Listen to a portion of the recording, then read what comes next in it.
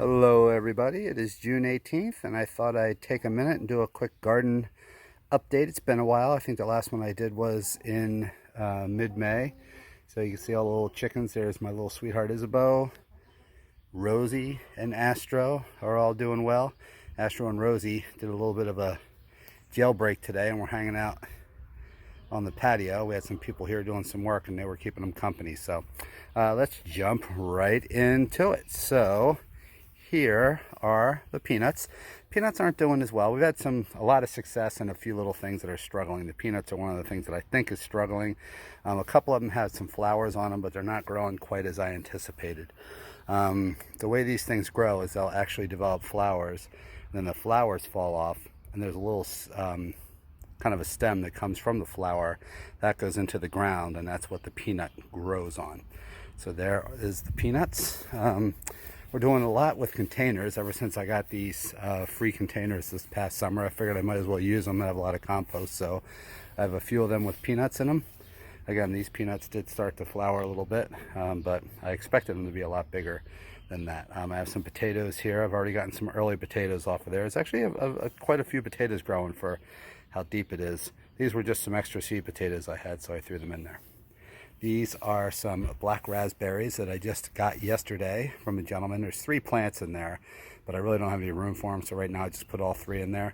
He does a little bit of something where he'll take each vine as it grows. They'll get about 8 feet, and he'll take it and bend it over and put it in the ground. So I'm thinking of taking it and bending it over and putting it in another one of these containers and seeing how that goes. So I basically would have 8 feet going from this one to that one that would all fruit. They fruit on second-year canes. These are first-year canes, so I shouldn't get any fruit this year. That'll be next year. These 3 in the back are potatoes, actually 4 of them, potatoes, potatoes, and potatoes. I got from a local grocery store. I actually had some seed potatoes that I picked up last weekend. So they're Yukon Gold, which I love, and Pontiac Red, which I also love. I didn't have any of them this year. I did Red Norland, so I'm excited about that. So over here we go to the black raspberries. No, those were black raspberries. We go to the blackberries. They're doing really, really well. I'm sure you can see that. They're really loaded with fruit this year. I pruned them hopefully to maximize the yield. And I have, if you can see, the bird netting that's strung up on the bamboo there to keep the birds out. We got a lot of strawberries this year because of that. And I'm hoping to get a lot of blackberries as well. So they're doing very, very well. The blueberries, they're not really loaded, but I mean, we do have a lot of blueberries, but I got to prune these or figure out what to do. I did give them some peat moss early in the year to kind of lower the pH of the soil, make it a little bit more acidic, which should have helped them. I mean, there's blueberries, but I'm hoping these bushes get much bigger and produce a lot more. And then down here are all the strawberries that did amazing. We've got a lot of strawberries. I don't know if you can see that little orange pot over there. I'm actually rooting up some of the strawberry runners to propagate more strawberry plants. My little fig tree that I got from a little twig from a friend of mine is doing really well. No figs this year, but I think that possibly next year we'll get some figs. That's a Red Robin tomato. That was very small in my last video and it's grown nicely. There's some more potatoes. Again, I'm starting to harvest some young potatoes out of there, which is pretty neat. These are some red raspberries that grew out of the patch, and I cut them off and I'm rooting them up in these pots. Over here I have some ginger, which has to be grown in shade. That's really starting to come along. That takes like 10 months, so these are still really young plants, so I'm hoping that they do well. Fresh ginger is really tasty. And right there I'm rooting up a sucker from tomatoes, which I'll show you in a minute. That is a Juliet cherry tomato. And the tomatoes will really crank until about maybe mid-July, and then they'll kind of start to die off naturally, and I'm hoping that sucker is ready to put in the ground. I'll show you where the tomatoes are to take its place. The grape right here is doing really, really well. I think what I'm actually going to do is build a trellis from that bed over to this bed, and up here I'll show you my tomato trellis, so similar to that, and actually trellis the grapes right in between those two things. I thought that this grape was dead, and the company's actually sending me a refund, but it then sprouted, so that's pretty neat. And I also have a little fig in there that I got from someone that I'm rooting up as well. So That is a Daikon radish right there, and that's but some kind of Asian green. I forget what it's even called. I have a bunch of little beets growing right here. They'll be nice. We just finished, not just, it was a few months ago. We ate the first batch of beets we had. They were delicious. I'm growing some more. I have a little chili pepper over there. It's a Thai chili pepper. Another little Thai chili pepper there. I have some radishes here that really need to be picked. You can see they're getting pretty darn big. There's my hand for reference. So that's a pretty decent sized radish. But we had some radishes from my brother-in-law, some Daikon that I have to do. I may actually pickle these. I've been wanting to get into fermented radishes, so I might do that. That is dragon tongue beans, as is that. They should start producing in a couple weeks. And then down here, I have a lot of just kind of straight, like sort of green beans that I'm going to be using for freezing. There's some over there, some there, some there. And I have a few in here. I had peas in here earlier, but they got attacked by aphids, and I did take them out just because I don't spray anything, and just to control the aphids, I literally just removed them because the ladybugs weren't yet really getting established. So here's some strawberry runners that I picked. They look kind of sad, but in the morning they'll look great. So it's just been very, very, very hot today. I'm not going to water them because I have them in a deep mulched bed, so it's pretty wet in there. They just look a little sad. And then here's some more. This was a Red Haven peach that just isn't growing. I'm going to pull that out. I wanted to give it as much chance as I could, but it's just not doing anything. My other Red Haven peach, though, does have some little peaches on it. So there's one. There's a little group of them right there. There's another peach there, a little group over there. They're doing really, really well, so I'm really looking forward to getting at least 3 or 4 peaches. It's a 2-year-old tree, so a couple peaches would be kind of cool. Over here we have lettuces that are all doing really, really well. These are all ones that I sprouted this year. In my last video, I showed some that I had taken from my winter hoop house over there. I grew lettuce all winter. It was amazing. I accidentally knocked the support beam down there, so I got to fix that. But you can grow lettuce in New Jersey all winter long and harvest it, and it's really, really good, and I did do that. But this is some fresh lettuce that I grew. Some of it's starting to bolt. This is mustards that I'm letting go to seed because I want to harvest the seeds from that. I really like that type of mustard. And then all these greens I have a ton of seeds from. So I'm going to be putting a little bed in the front of my house where I have a shady spot. I'm going to grow lettuce and radish in there for the summer and see how that works. I have some celery, which is growing nice this year. I'm really staying on top of watering it. It requires a ton of water, so every couple days, if not every day when it's really dry, I water it. We got some really good mustard. That curly mustard right there is delicious. Really hot. It's almost like horseradish hot. It's really delicious. And there's another one of those. There's another radish, and we have some spinach. I'm not growing a ton of this because we'll just pick this for salads, and it's all we can do to eat what we're eating. So there's some chives right there, and then some dinosaur kale. And then I have some carrots. Let me come over before I dive into that. So this row right here are tomatoes, cucumbers, and carrots, kind of square foot, if you will. So I have basically a tomato plant, then I have a carrot that'll be coming out in the next week or so, and then next to that is a cucumber, and we have another tomato, and then we have some more carrots and another cucumber, and so on all the way down the line. So I have 2 Juliet cherry tomatoes. I have a Seldaki slicing tomato. It's my favorite heirloom. I love them. And then I have a Rutgers red tomato that I'm trying this year.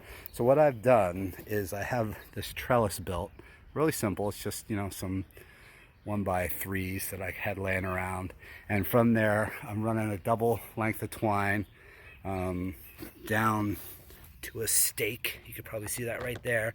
And then I just, you can see that I just wrap the tomato around it as it's getting older. So I just kind of take the tomato and just keep wrapping it as it grows. This I wrapped a couple days ago, so it doesn't need it. And I'm pruning all the suckers off of here. That's what you saw over in that Folgers pot that I was rooting. It was a sucker from the Juliet. So you can see here again, the tomatoes are being wrapped around the twine. I like this because I like to do a single stem by pruning the suckers of my indeterminate tomatoes. And this vine really makes it nice and easy, little sucker there, to keep it open, spacious. I prune the leaves off. You see there's no leaves down there that are touching the ground, just to keep them from getting any dirt splashed up on them, which can cause them to have issues with disease. So, and again, tomatoes on the string, tomatoes on the string. There's another one of those little red robin tomatoes, and then again, there's carrots, and there's a cucumber between all of them. I'll also be stringing the cucumber up. They'll be ready to do that next week.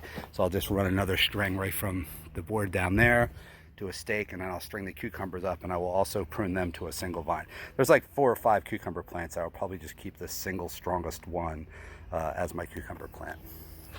And then over in this bed is all my peppers.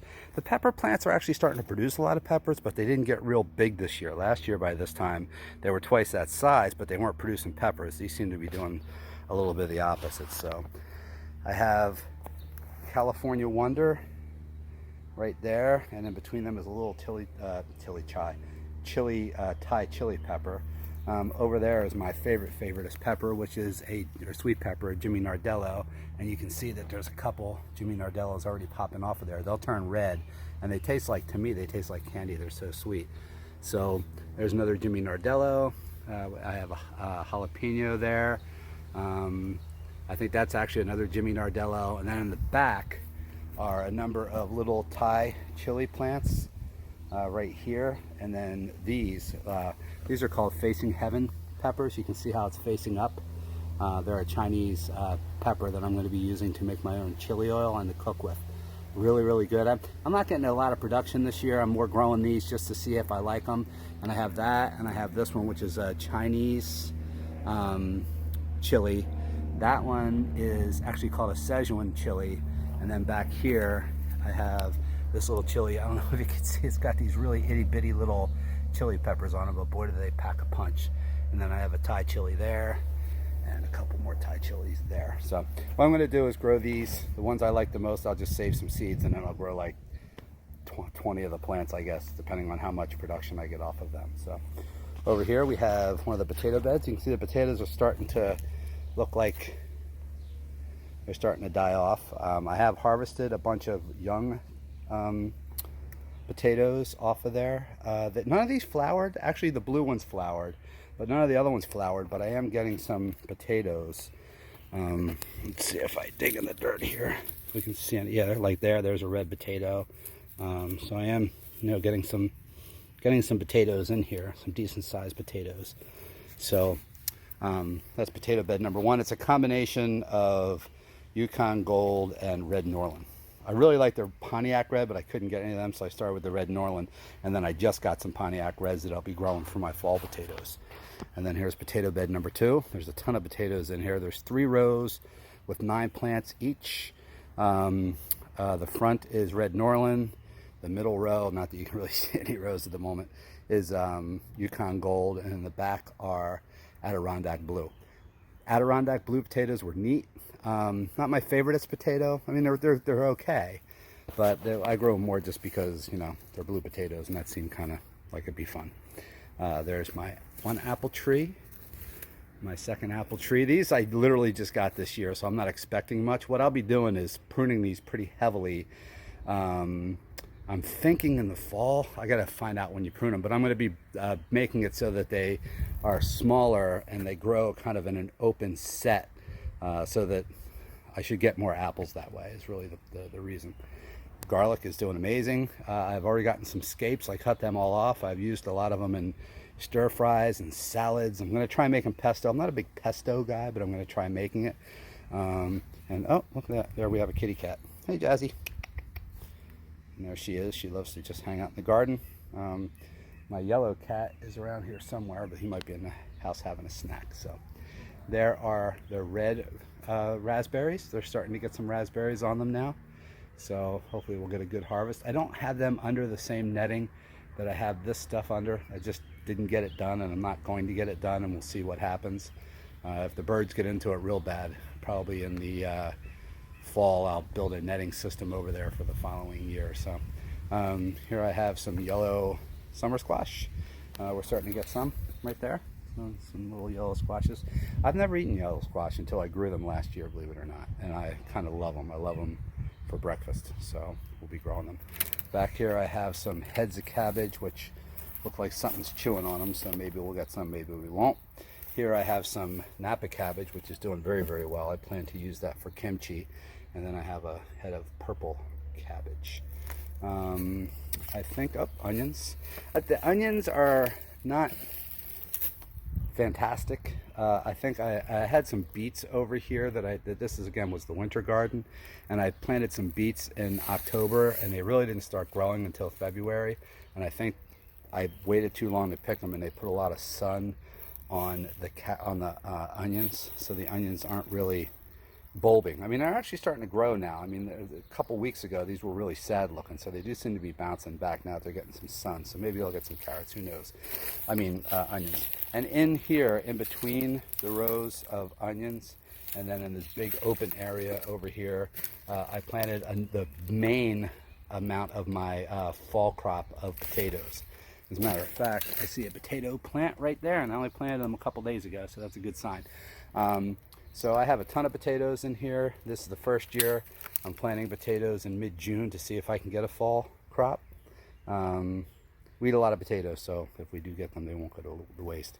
I had an oriole show up in the yard, so I decided to pop a couple oranges on some bamboo. No takers yet, but it'd be fun if we could get some orioles. Oh, and also back here, I have some popcorn. I had this little side bed that really didn't have anything in it. I grew cucamelons in there last year, and they were a bit of a mess, so I decided not to grow them this year. There's a volunteer pea plant that I just left there, and then of course, you know, the tons of weeds. So that is it for the garden for now. I think I pretty much got everything. I am working on a composting video. I hope to have that done in a week or so. I've had a lot of people ask me about composting. All I do is composting, and all I do is top my beds off with compost. And I show people this a lot. You can see that I can just, this was all like impacted grass, and I can just dig down and down and down and down. I mean, you can see how deep I'm getting already with this beautiful soil that's always moist and hasn't rained in a number of days, and it's just beautiful moist soil. And so I'll be doing a video on that, on how I do that with the compost, and I would highly recommend everybody do that. That's it from the garden, and I will see you when I see you, and so long.